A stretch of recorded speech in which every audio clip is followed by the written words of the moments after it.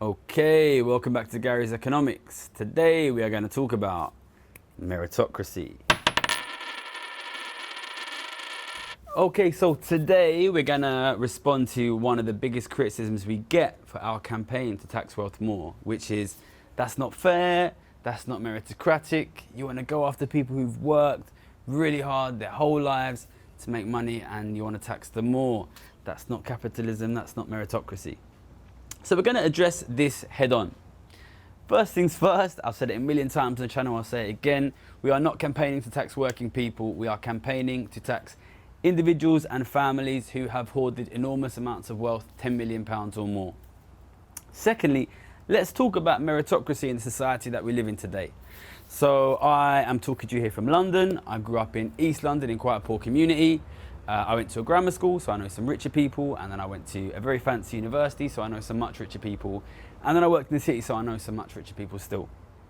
Most of my friends from poorer backgrounds are working really, really hard. I know a few of them who are earning much, much higher than average salary. They went to some of the top universities in the country. They're making 60, 70, 80 grand a year. They're sleeping on their mum's sofas, and they're saving up every single penny they can to buy a house, and they can't buy a house because house prices go up faster than their savings.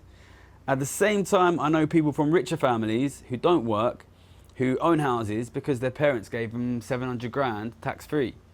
Is that meritocracy? This is a question I want to ask you. Let's look at what's happening in our society at the moment. House prices are rising very, very, very, very quickly. If you've been watching this channel for a long time, you'll know I'm a firm believer that wealth inequality drives asset prices up.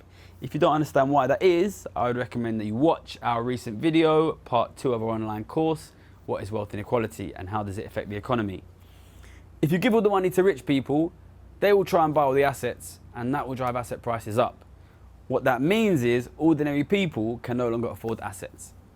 We increasingly live in a society where whether you are able to have things like a comfortable family or have things like home ownership are basically nothing to do with how smart you are, how hard you work, what job you have, what university you went to, and are increasingly just a fraction of how rich your parents are.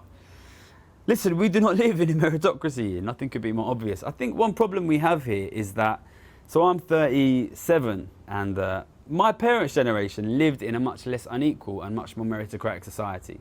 They lived in a world where if you worked hard, you could save up some money, you could buy property, and you could reach some level of wealth. That is not really true anymore. Younger people are increasingly seeing that it's basically impossible to get rich unless you are from money. Listen, wealth exists in our society, and there are basically 2 ways in which wealth can be distributed.